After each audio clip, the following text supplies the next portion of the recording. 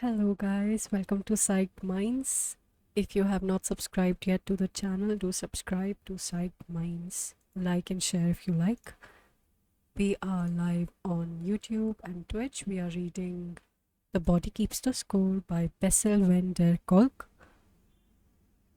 Part 5, Chapter 19, Rewiring the Brain, Neurofeedback.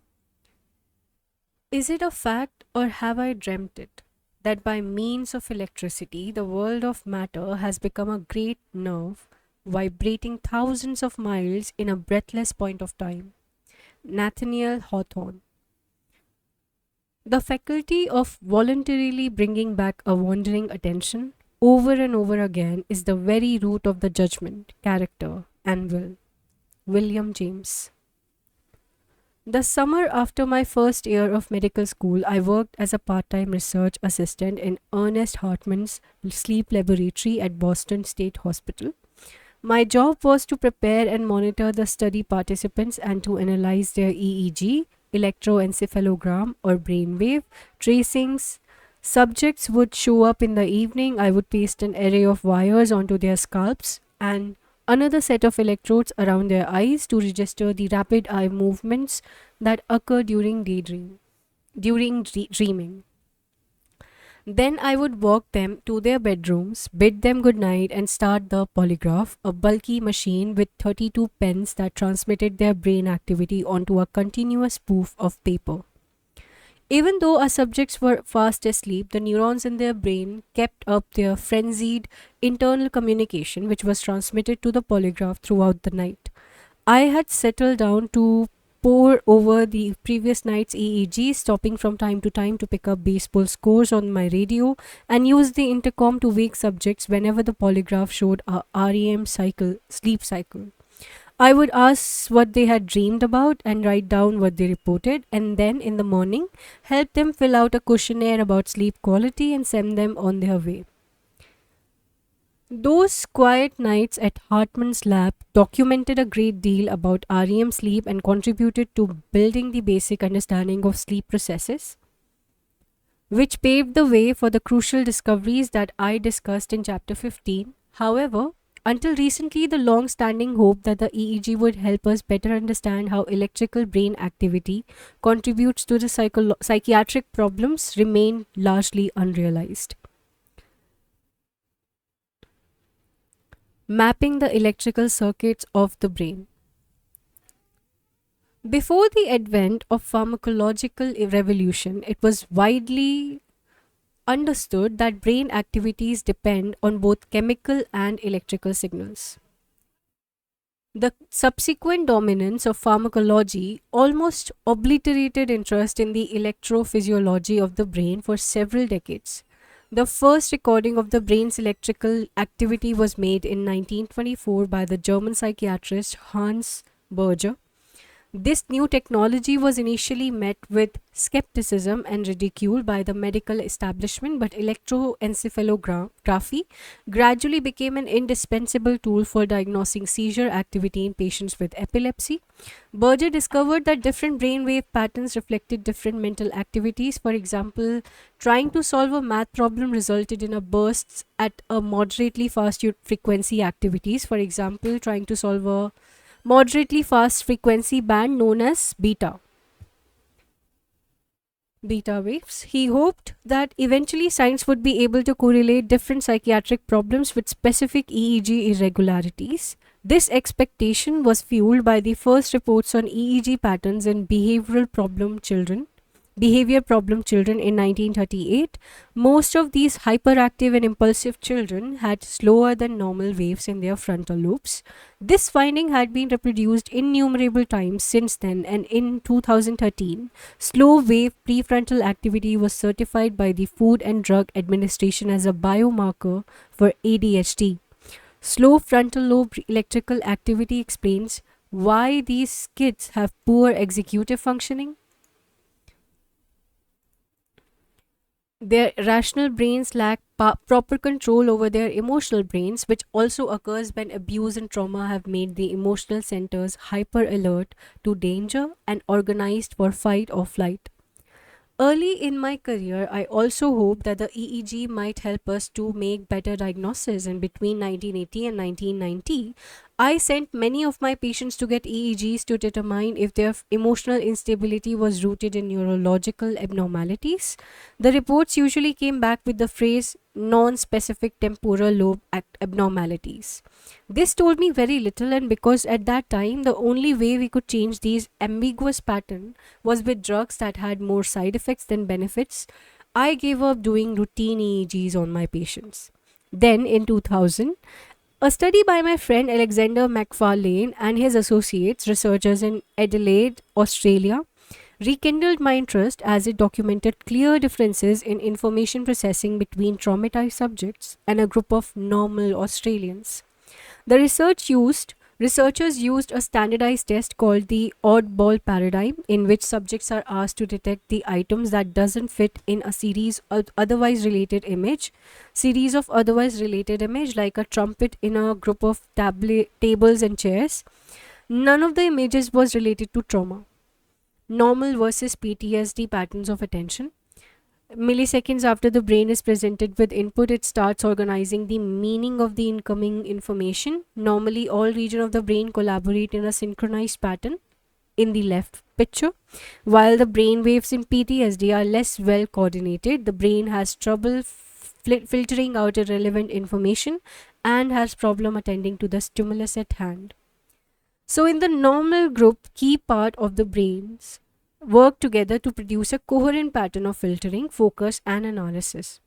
See the left image below this image. In contrast, the brainwaves of traumatized subjects were more loosely coordinated and failed to come together in a coherent pattern. Specifically, they did not generate the brainwave patterns that help people pay attention on the task at hand by filtering out irrelevant information. The upward curve, labeled N200, in addition, the core information processing configuration of the brain, the downward peaks P300, was poorly defined. The depth of the wave determines how well we are able to take in and analyze new data. This was important new information about how traumatized people process non traumatic information that has profound implications for understanding day to day information processing.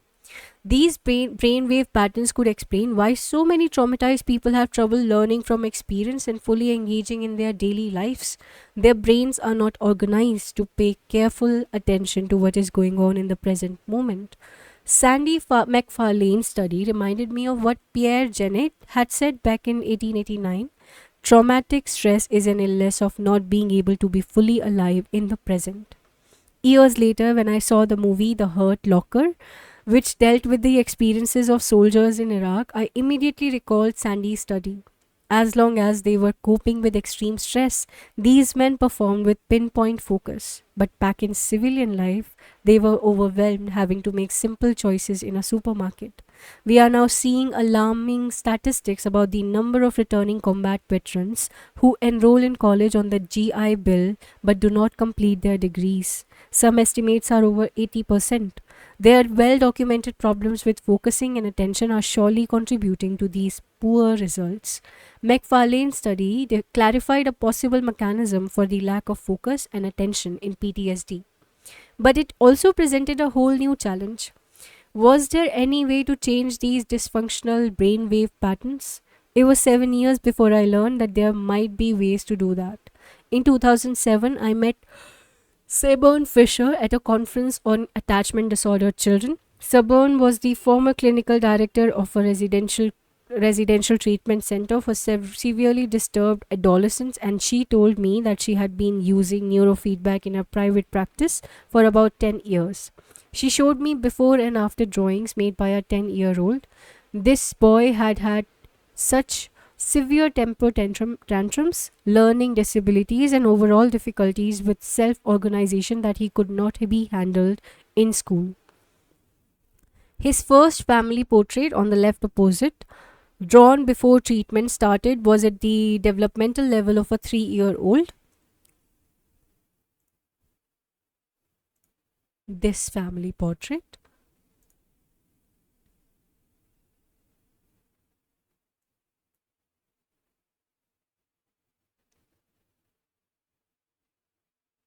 Less than 5 weeks later, after 20 sessions of neurofeedback, his tantrums had decreased and his drawing showed a marked improvement in complexity. 10 weeks and another 20 sessions later, his drawing took another leap in complexity and his behavior normalized. I had never come across a treatment that could produce such a dramatic change in mental functioning in so brief a period of time. So when Seburn offered to give me a neurofeedback demonstration, I eagerly accepted. Seeing the Symphony of the Brain at Seburn's office in Northampton, Massachusetts, she showed me her neurofeedback equipment, two desktop computers, and a small amplifier, and some of the data she had collected. She then pasted one electrode on each side of my skull and another on my right ear. Soon, the computer in front of me was displaying rows of brain waves like the ones I had seen on the sleep lab polygraph 3 decades earlier. Seburn's tiny laptop could detect, record, and display the electrical symphony of my brain faster and more precisely than what had probably been $1 million worth of equipment in Hartman's lab. Drawing after 20 sessions, this is more elaborate, more complex, and drawing after 40 sessions, and it is colorful as well. Okay. From stick figures to clearly defined human beings, after 4 months of neurofeedback, a 10-year-old boy's family drawing shows the equivalent of 6 years of mental development. As Saburn explained, feedback provides the brain with a mirror of its own function, the oscillation and rhythms that underpin the currents and cross currents of the mind. Neurofeedback nudges the brain to make more of some frequencies and less of others, creating new patterns that enhance its natural complexity and its bias towards self regulation. In effect, she told me, we may be freeing up innate but stuck oscillatory properties in the brain and allowing new ones to develop. Suburn adjusted some settings to set the reward and inhibits frequencies, as she explained, so that the feedback would reinforce selected brainwave patterns while discouraging others. Now, I was looking at something like a video game featuring three spaceships of different colors. The computer was emitting irregular tones and the spaceships were moving quite randomly. I discovered that when I blinked my eyes, they stopped, and when I calmly stared at the screen, they moved in tandem, accompanied by regular beeps. Seburn then encouraged me to make the green spaceship move ahead of the other. I leaned forward to concentrate, but the harder I tried, the more the green spaceship fell behind. She smiled and told me that I would do much better if I would just relax and let my brain take in the feedback that the computer was generating. So I sat back, and after a while, the tones grew steadier and the green spaceship started pulling ahead of the others. I felt calm and focused, and my spaceship was winning. In some ways, neurofeedback is similar to watching someone's face during a conversation. If you see smiles or slight nods, you are rewarded and you go on telling your story or making your point. But the moment your conversation partner looks bored or shifts her gaze, you will start to wrap up or change the topic. In neurofeedback, the reward is a tone or movement on the screen instead of a smile, and the inhibition is far more neutral than a frown. It's simply an undesired pattern. Next, Seburn introduced another feature of neurofeedback, its ability to track circuitry in specific parts of the brain. She moved the electrodes from my temples on to my left brow. I started to feel sharp and focused. She told me she was rewarding beta waves in my frontal cortex, which accounted for my alertness. Which, when she moved the electrodes to the crown of my head, I felt more detached from the computer images and more aware of the sensations in my body. Afterwards, she showed me a summary graph that recorded how my brain waves had changed as I experienced subtle shifts in my mental state and physical sensations. How could neurofeedback be used to help treat trauma? As Seburn explained, with neurofeedback, we hope to intervene in the circuitry that promotes and sustains states of fear and traits of fearfulness, shame, and rage. It is the repetitive firing of these circuits that defines trauma. Patients need help to change the habitual brain patterns created by trauma and its aftermath. When the fear patterns relax, the brain becomes less susceptible to automatic stress reactions and better able to focus on ordinary events. After all, stress is not an inherent property of events themselves, it is a function of how we label and react to them. Neurofeedback simply stabilizes the brain and increases resiliency, allowing us to develop more choices in how to respond. The birth of neurofeedback. Neurofeedback was not a new technology in 2007. As early as the late 1950s, University of Chicago psychology professor Joe Kamiya, who was studying the phenomena of internal perception, had discovered that people could learn through feedback to tell when they were producing alpha waves, which are associated with relaxation. It took some subjects only 4 days to reach 100% accuracy. He then demonstrated that they could also easily enter voluntarily into an alpha state in response to a simple sound cue. In 1968, an article about Kamiya's work was published in the popular magazine Psychology Today, and the idea that alpha training could relieve stress and stress related conditions became widely known.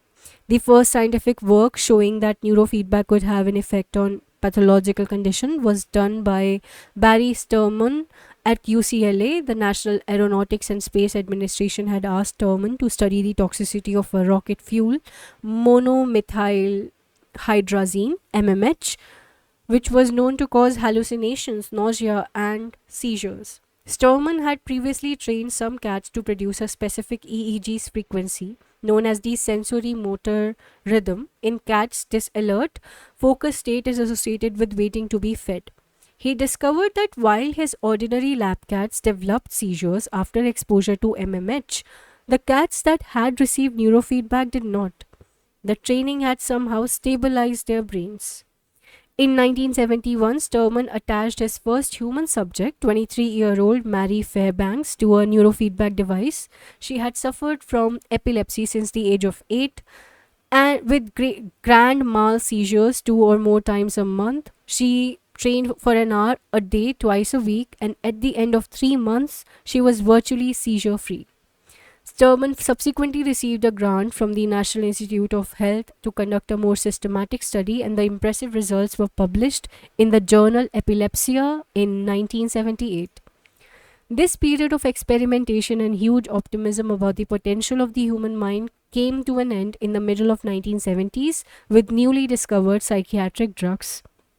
Psychiatry and brain science adopted a chemical model of mind and brain, and other treatment approaches were relegated to the back burner. Since then, the field of neurofeedback had grown by fits and starts, with much of the scientific groundwork being done in Europe, Russia, and Australia. Even though there are about 10,000 neurofeedback practitioners in the US, the practice has not been able to garner the research funding necessary to gain widespread acceptance. One reason may be that there are multiple competing neurofeedback systems. Another is that the commercial potential is limited. Only a few applications are covered by insurance, which makes neurofeedback expensive for consumers and prevents practitioners from amassing the resources necessary to do large scale studies.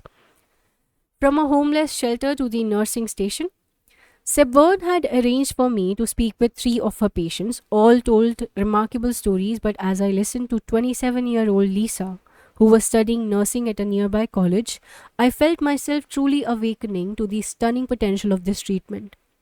Lisa possessed the greatest single resilience factor humans can have. She was an appealing person, engaging, curious, and obviously intelligent. She made great eye contact, and she was eager to share what she had learned about herself. Best of all, like so many survivors I have known, she had a wry sense of humor and a delicious take on human folly.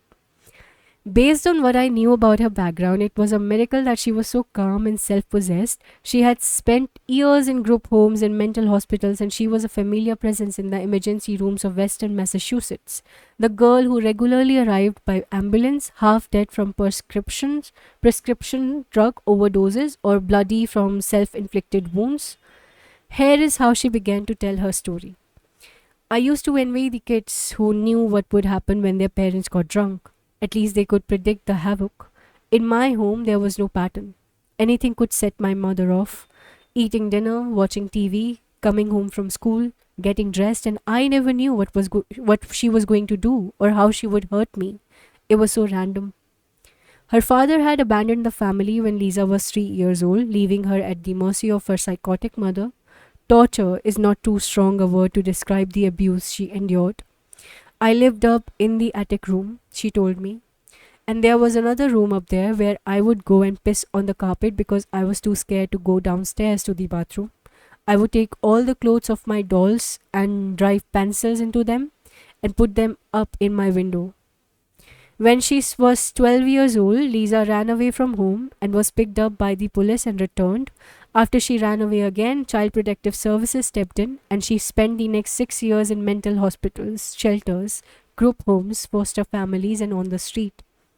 No placement lasted because Lisa was so dissociated and self destructive that she terrified her caretakers. She would attack herself or destroy furniture, and afterwards, she would not remember what she had done, which earned her a reputation as a manipulative liar. In retrospect, Lisa told me she simply lacked the language to communicate what was going on with her. When she returned, when she turned 18, she matured out of Child Protective Services and started an independent life, one without family, education, money, or skills. But shortly after discharge, she ran into Sabern, who had just acquired her first neurofeedback equipment and remembered Lisa from the residential treatment center where she had once worked. She had always had a soft spot for this lost girl, and she invited Lisa to try out her new gizmo. As Sabern recalled, when Lisa first came to see me, it was fall. She walked around with a vacant stare, carrying a pumpkin wherever she went. There just wasn't a there there. I wasn't even sure that I had gotten to any organizing self. Any form of talk therapy was impossible for Lisa. Whenever Sabone asked her about anything stressful, she would shut down or go into a panic. In Lisa's words, every time we tried to talk about what had happened to me growing up, I would have a breakdown. I would wake up with cuts and burns, and I wouldn't be able to eat. I wouldn't be able to sleep. Her sense of terror was omnipresent. I was afraid all the time. I didn't like to be touched. I was always jumpy and nervous. I couldn't close my eyes if another person was around. There was no convincing me that somehow someone wasn't going to kick me the second I closed my eyes. That makes you feel crazy.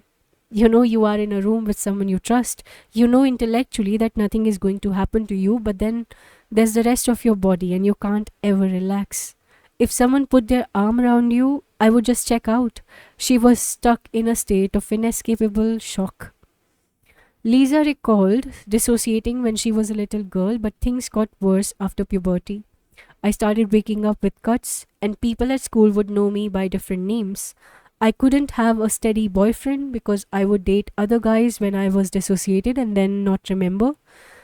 I was blacking out a lot and opening my eyes into some pretty strange situations. Like many severely traumatized people, Lisa could not recognize herself in a mirror. I had never heard anyone describe so articulately what it was like to lack a continuous sense of self. There was no one to confirm her reality. When I was 17 and living in the group home for severely disturbed adolescents, I cut myself up really badly with the lid of a tin can. They took me to the emergency room, but I couldn't tell the doctor what I had done to cut myself. I didn't have any memory of it. The ER doctor was convinced that dissociative identity disorder didn't exist. A lot of people involved in mental health tell you it doesn't exist, not that you don't have it, but that it doesn't exist. The first thing Lisa did after she aged out of her residential treatment program was to go off her medications. This doesn't work for everybody, she acknowledged, but it turned out to be personally the right choice.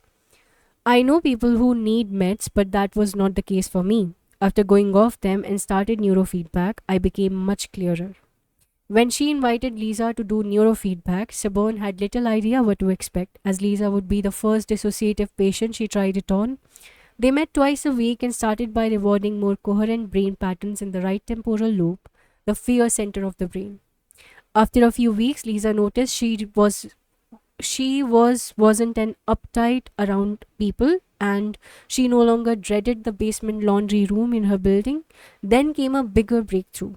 She stopped dissociating. I'd always had a constant hum of low level conversation in my head. She recalled, I was scared I was schizophrenic. After half a year of neurofeedback, I stopped hearing those noises. I integrated, I guess. Everything just came together. As Lisa developed a more continuous sense of self, she became able to talk about her experiences. I now can actually talk about things like my childhood. For the first time, I started being able to do therapy. Up till then, I didn't have enough distance and I couldn't calm down enough. If you're still in it, it's hard to talk about it. I wasn't able to attach in the way that you need to attach and open up in the way that you need to open up in order to have any type of relationship with a therapist. This was stunning revolution. So many patients are in and out of treatment, unable to meaningfully connect because they are still in it. Of course, when people don't know who they are, they can't possibly see the reality of the people around them. Lisa went on. There was so much anxiety around attachment. I would go into a room and try to memorize every possible way to get out, every detail about a person. I was trying desperately to keep track of everything that could hurt me. Now I know people in a different way. It's not based on memorizing them out of fear. When you're not afraid of being hurt, you can know people differently. This articulate young woman had emerged from the depths of despair and confusion with a degree of clarity and focus I had never seen before. It was clear that we had to explore the potential of neurofeedback at the trauma center. Getting started in neurofeedback. First, we had to decide which of 5 different existing neurofeedback systems to adopt, and then find a long weekend to learn the principles and practice on one another. 8 staff members and 3 trainers volunteered their time to explore the complexities of EEGs, electrodes, and computer generated feedback. On the second morning of the training, when I was partnered with my colleague Michael, I placed an electrode on the right side of his head, directly over the sensory motor strip of his brain, and recorded the frequency of 11 to 14 hertz. Shortly after the session ended, Michael asked for the attention of the group. He had just had a remarkable experience, he told us. He had always felt somewhat on edge and unsafe in the presence of other people, even colleagues like us. Although nobody seemed to notice, he was, after all, a well respected therapist. He lived with a chronic, gnawing sense of danger. That feeling has now gone, and he felt safe, relaxed, and open. Over the next 3 years, Michael emerged from his habitual low profile to challenge the group with his insights and opinions, and he became one of the most valuable contributors of our neurofeedback program. With the help of the ANS Foundation, we started our first study with a group of 17 patients who had not responded to previous treatments. We targeted the right temporal area of the brain, the location that our early brain scan studies, described in Chapter 3, had shown to be excessively activated during traumatic stress, and gave them 20 neurofeedback sessions over 10 weeks. Because most of these patients suffered from alexithymia, it was not easy for them to report their responses to the treatment, but their actions spoke for them. They consistently showed up on time for their appointments, even if they had to drive through snowstorms. None of them dropped out, and at their appointments, even if they had to drive through snowstorms, none of them dropped out. And at the end of the full 20 sessions, we could document significant improvements not only in their PTSD scores, but also in their interpersonal comfort, emotional balance, and self awareness. They were less frantic, they slept better, and they felt calmer and more focused. In any case, self-reports can be unreliable. Objective changes in behavior are much better indications of how well treatment works. The first patient I treated with neurofeedback was a good example. He was a professional man in his early 50s who defined himself as heterosexual, but he compulsively sought homosexual contact with strangers whenever he felt abandoned and misunderstood. His marriage had broken up around this issue, and he had become HIV positive. He was desperate to gain control over his behavior. During a previous therapy, he had talked extensively about his sexual abuse by an uncle at around the age of 8. We assumed that his compulsion was related to that abuse, but making that connection had made no difference to his behavior. After more than a year of regular psychotherapy with a competent therapist, nothing had changed. A week after, I started to train his brain to produce slower waves in his right temporal lobe. He had a distressing argument with a new girlfriend, and instead of going to his habitual cruising spot to find sex, he decided to go fishing. I attributed he continued to find I attributed that response to chance. However, over the next 10 weeks, in the midst of his tumultuous relationship, he continued to find solace in fishing and began to renovate a lakeside cabin. When we skipped 3 weeks of neurofeedback because of our vacation schedules, his compulsion suddenly returned, suggesting that his brain had not yet stabilized its new pattern. We trained for more months, and now, 4 years later, I see him about every 6 months for a checkup. He has felt no further impulse to engage in dangerous sexual activities. How did his brain come to derive comfort from fishing rather than from compulsive sexual behavior? At this point, we simply don't know. Neurofeedback changes brain activity patterns. The mind follows by creating new patterns of engagement. Brainwave basics from slow to fast. Each line on an EEG charts the activity in a different parts of the brain, a mixture of different rhythms, ranged on a scale from slow to fast. The EEG consists of neuro measurements of varying heights, amplitude, and wavelengths, that is frequency. Frequency refers to the number of times a waveform rises and falls in 1 second, and it is measured in hertz or cycles per second, CPs. Every frequency on the EEG is relevant to understanding and treating trauma, and the basics are relatively easy to grasp. Delta waves, the slowest frequency, 2 to 5 Hz, are seen most often during sleep. The brain is in an idling state and the mind is turned inward. If people have too much slow wave activity while they are awake, their thinking is foggy and they exhibit poor judgment, poor impulse control. 80% of children with ADHD and many individuals diagnosed with PTSD have excessive slow waves in their frontal lobe. The electroencephalogram EEG, while there is no typical signature for PTSD, many traumatized people have sharply increased activity in the temporal lobes, as this patient does in T3, T4, and T5. Neurofeedback can normalize these abnormal brain patterns and thereby increase emotional stability. The rate of brainwave firing is related to our state of arousal. So, dreaming speeds up brainwaves. Theta frequencies, that is 5 to 8 Hz, predominate at the edge of sleep, as in the floating hypnopompic state I described in chapter 15 on EMDR. They are also characteristic of hypnotic trance states. Theta waves create a frame of mind unconstrained by logic or by the ordinary demands of life and thus open the potential for making novel connections and associations. One of the most promising EEG neurofeedback treatments for PTSD, alpha theta training, makes use of that quality to loosen frequency associations and facilitate new learning.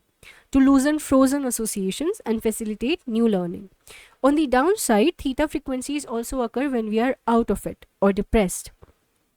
Alpha waves, 8 to 12 Hz, are accompanied by a sense of peace and calm. They are familiar to anyone who has learned mindfulness meditation.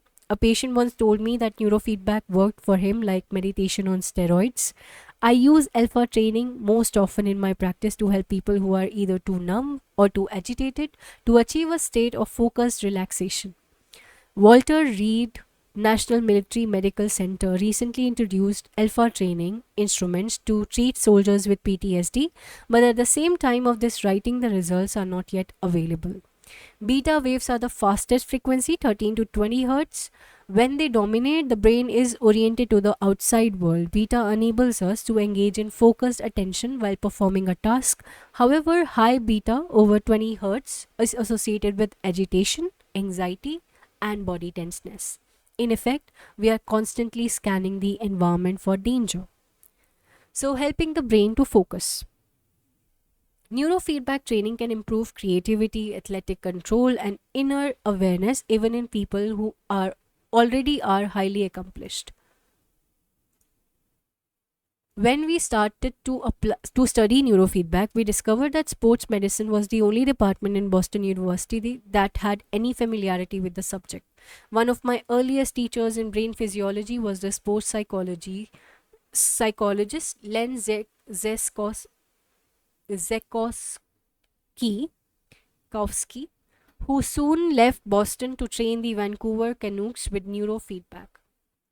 Neurofeedback has probably been studied more thoroughly for performance enhancement than for psychiatric problem. In Italy, the trainer for the soccer club AC Milan used it to help players remain relaxed and focused as they watched videos of their errors. Their increased mental and physiological control paid off when several players joined the Italian team that won the 2006 World Cup, and when control paid off when AC Milan won the European Championship the following year.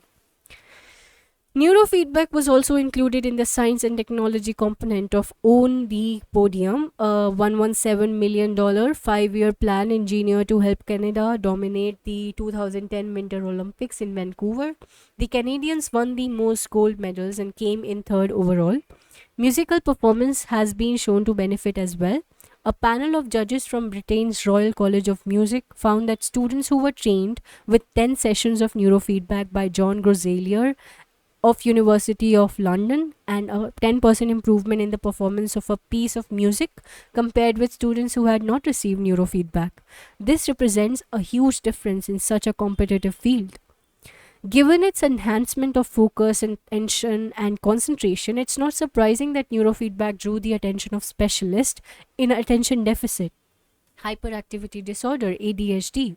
At least 36 studies have shown that neurofeedback can be an effective and time limited treatment for ADHD, and that's about as effective as conventional drugs.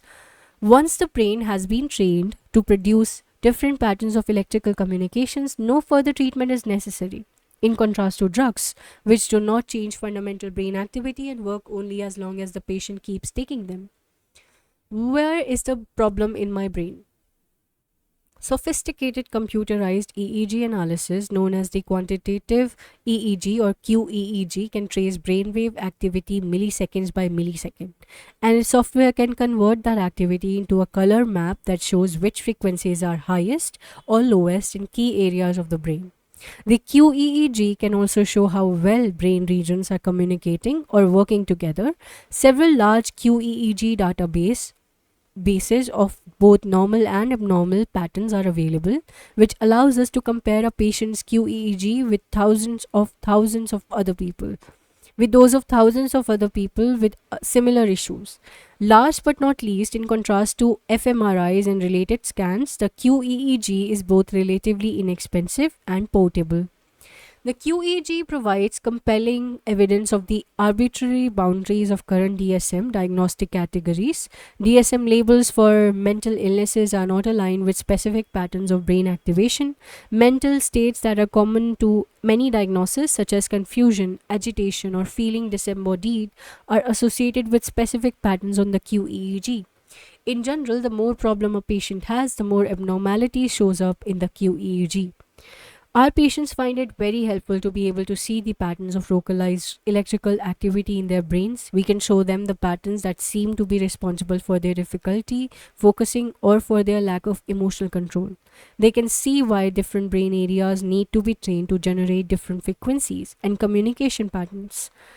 These explanations help them shift from self-blaming attempts to control their behavior to learning to process information differently. As Ed Hamlin, who trained us in interpreting the QEEG, recently wrote to me, many people respond to the training, but the ones that respond best and quickest are those that can see how the feedback is related to something they are doing.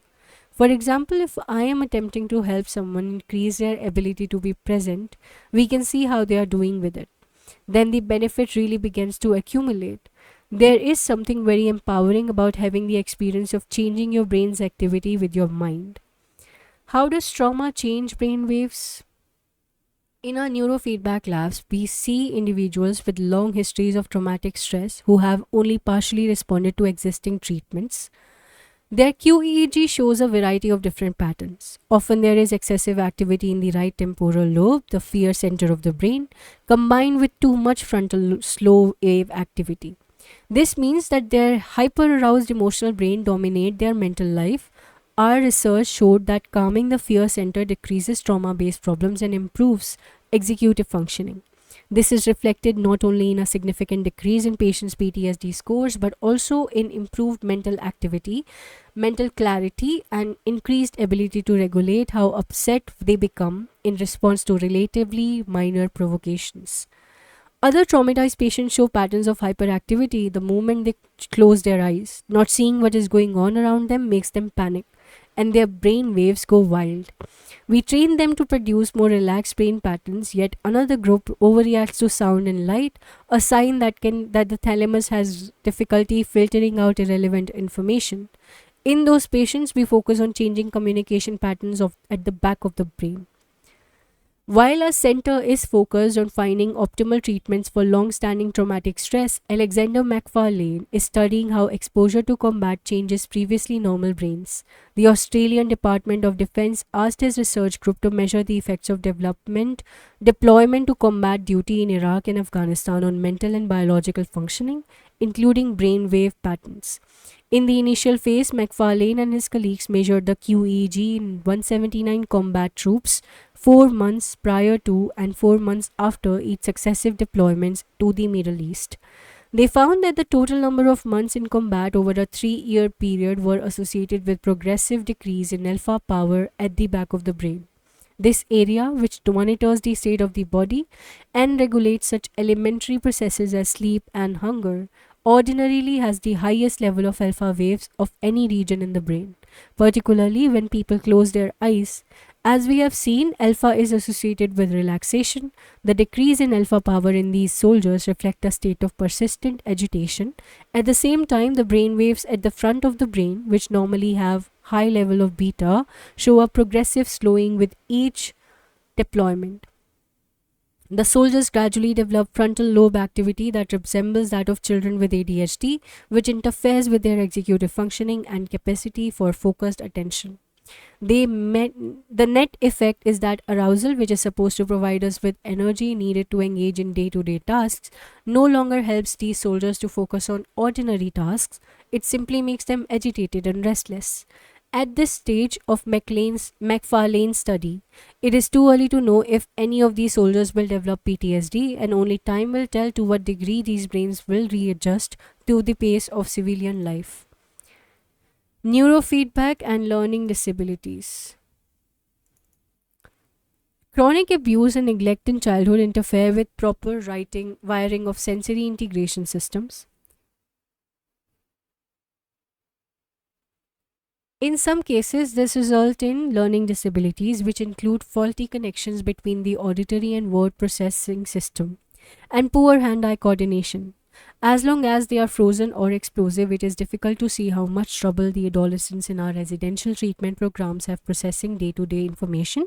But once their behavioral problems have been successfully treated, their learning disabilities often become manifest.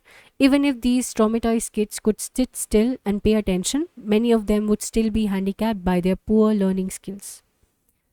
Lisa described how trauma had interfered with the proper wiring of basic processing functions. She told me she always got lost going places, and she recalled having a marked auditory delay that kept her from being able to follow the instructions from her teachers. Imagine being in a classroom, she said, and the teacher comes in and says, "Good morning, turn to page 27 to 272, do problems 1 or to 5. If you are even a fraction of second off, it's just a jumble." It was impossible to concentrate. Neurofeedback helped her to reverse these learning disabilities. I learned to keep track of things, for example, to read maps. Right after we started therapy, there was this memorable time when I was going from Amherst to Northampton, less than 10 miles, to meet Sir Burn. I was supposed to take a couple of buses, but I ended up walking along the highway for a couple of miles. I was that disorganized. I couldn't read the schedule. I couldn't keep track of the time. I was too jacked up and nervous, which made me tired all the time. I couldn't pay attention and keep it together. I just couldn't organize my brain around it. That statement defines the challenges for brain and mind science. How can we help people learn to organize time and space, distance and relationships? Capacities that are laid down in the brain during the first few years of life, if early trauma has interfered with their development. Neither drugs nor conventional therapy has been shown to activate the neuroplasticity necessary to bring about those capacities online after the critical periods have passed. Now is the time to study whether neurofeedback can succeed where other interventions have failed. Alpha theta training. Alpha theta training is a particularly fascinating neurofeedback procedure because it can introduce these sorts of hypnagogic states, the essence of hypnotic trance that are discussed in chapter 15. When theta waves predominate in the brain, the mind's focus is on the internal world, a world of free floating imagery. Alpha brainwaves may act as a bridge from the external world to the internal and vice versa. In alpha theta training, these frequencies are alternately rewarded. The challenge in PTSD is to open the mind to new possibilities so that the present is no longer interpreted as a continuous reliving of the past. Trance states during which the theta activity dominates can help to loosen the conditioned connections between particular stimuli and responses, such as loud cracks signaling gunfire, a harbinger of death. A new association can be created in which that same crack can come to be linked to 4th of July fireworks at the end of a day at the beach with loved ones. In the twilight states fostered by alpha theta training, traumatic events may be safely re-experienced and new associations fostered. Some patients report unusual imagery and or deep insights about their life. Others simply become more relaxed and less rigid. Any state in which people can safely experience images, feelings, and emotions that are associated with dread and helplessness is likely to create fresh potential and a wider perspective. Can alpha theta reverse hyperarousal patterns? The accumulated evidence is promising. Eugene Peniston and Paul Kulkowski, researchers at the VA Medical Center in Fort Leon, Colorado, used neurofeedback to treat 29 Vietnam veterans with a 12 to 15-year history of chronic combat-related PTSD. 15 of the men were randomly assigned to the EEG alpha theta training and 14 to the control group that received standard medical care, including psychotropic drugs and individual and group therapy. On average, participants in both groups had been hospitalized more than 5 times for their PTSD.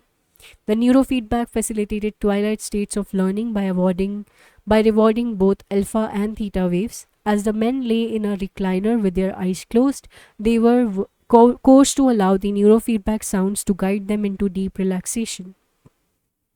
They were also asked to use positive mental imagery, for example, being sober, living confidently and happily, as they moved towards the trance-like alpha theta state.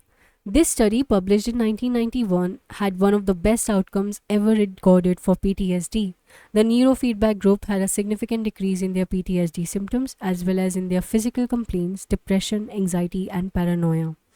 After the treatment phase, the veterans and their family members were contacted monthly for a period of 30 months. Only 3 of the 15 neurofeedback treated veterans reported disturbing flashbacks and nightmares. All 3 chose to undergo 10 booster sessions. Only 1 needed to return to the hospital for further treatment. 14 out of 15 were using significantly less medication. In contrast, every vet in the comparison group experienced an increase in PTSD symptoms during the follow-up period, and all of them required at least 2 further hospitalization. 10 of the comparison groups also increased their medication use. This study has been replicated by other researchers, but it has received surprisingly little attention outside the neurofeedback community. Neurofeedback, PTSD, and addiction. Approximately 1/3 to 1/2 of severely traumatized people develop substance abuse problems. Since the time of Homer, soldiers have used alcohol to numb their pain, irritability, and depression. In one recent study, half of motor vehicle accidents victims develop problems with drugs or alcohol. Alcohol abuse makes people careless and thus increase their chances of being traumatized again. Although being drunk during an assault actually decreases the likelihood of developing PTSD, there is a circular relationship between PTSD and substance abuse. While drugs and alcohol may provide temporary relief from trauma symptoms, withdrawing from them increases hyperarousal, thereby intensifying nightmares, flashbacks, and irritability. There are only 2 ways to end this vicious cycle: by resolving the symptoms of PTSD with methods such as EMDR, or by treating the hyperarousal that is part of both PTSD and withdrawal from drugs. or alcohol. Drugs such as naltrexone are sometimes prescribed to reduce hyperarousal, but this treatment helps in only some cases.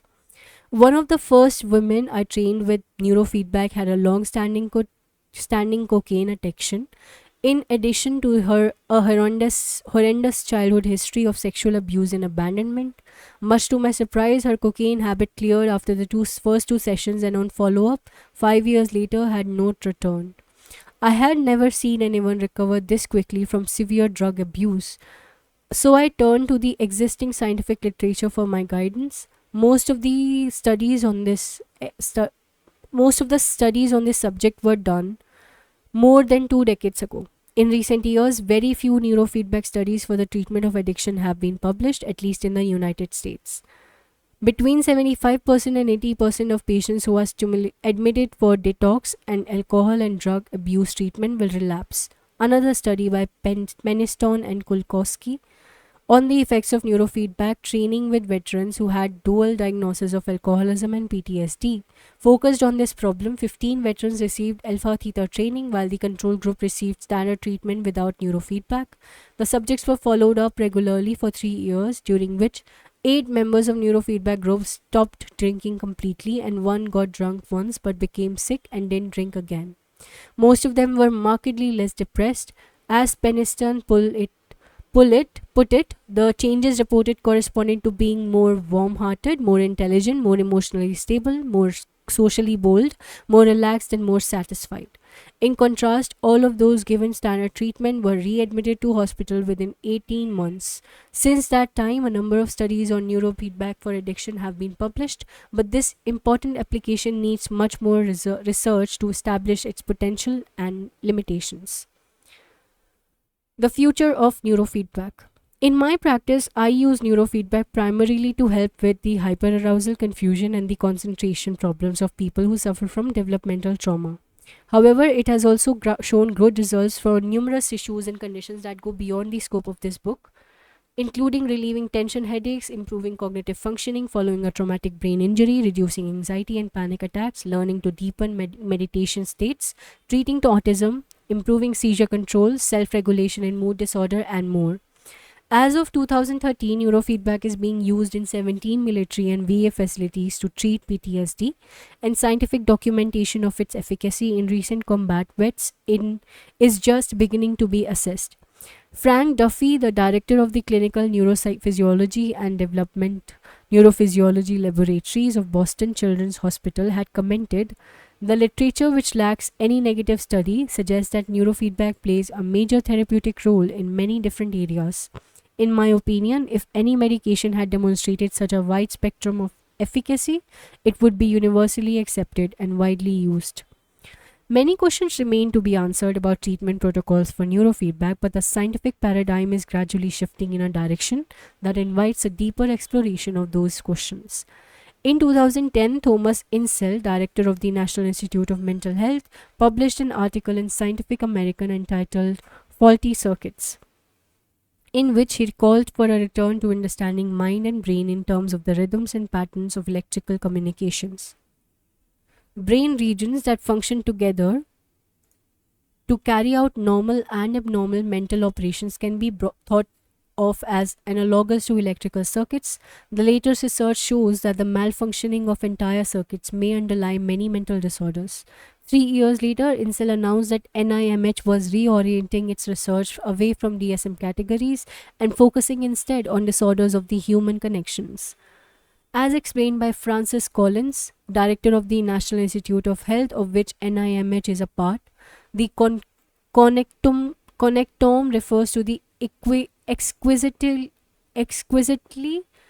interconnected network of neurons, nerve cells in your brain, like the genome, the microbiome, and other exciting ohm fields. The effort to map the connectome and decipher the electrical signals that zap through it to generate your thoughts, feelings, and behaviors has become possible through development of powerful new tools and technologies. The connectome is now being mapped in detail under the auspice of NIMH. As we await the result of this research, I would like to give the last word to Lisa, the survivor who introduced me to the enormous potential of neurofeedback. When I asked her to summarize what the treatment had done for her, she said, "It calmed me down. It stopped the dissociation. I can use my feelings. I'm not running away from them. I'm not held hostage by them. I can't turn them off and on, but I can put them away. I may be sad about the abuse I went through, but I can put it away. I can call a friend and not talk about it if I don't want to talk about it, or I can do homework and or clean my apartment. Emotions mean something now. I'm not anxious all the time. When I'm anxious, I can reflect on it. If the anxiety is coming from the past, I can find it there, or I can look at how it relates to my life now. And it's not just negative emotions like anger and anxiety. I can reflect on love and intimacy or sexual attraction. I'm not in fight or flight all the time. My blood pressure is down. I'm not physically prepared to take off at any moment or defend myself against an attack. Neurofeedback made it possible for me to have a relationship. Neurofeedback freed me up to live my life the way I want to, because I'm not always in the thrall of how I was hurt and what it did to me. 4 years after I met her and recorded our conversations, Lisa graduated near the top of her nursing school class, and she now works full time as a nurse at a local hospital. Nice. That brings us to the end of chapter 19. We will continue with chapter 20 in our next reading, Finding Your Voice, Communal Rhythms and Theatre. If you have not subscribed yet, do subscribe, like and share if you like. If you have not checked out the other recordings that are available on the YouTube channel, do check it out in the from the playlist section of the channel. If you have any questions, suggestions, any doubts, feedback, criticisms, anything at all, it is welcome. You can write down in the comment section of the video you're viewing or in the community section of the YouTube channel. Bye bye for now. Take care. Keep reading. Bye.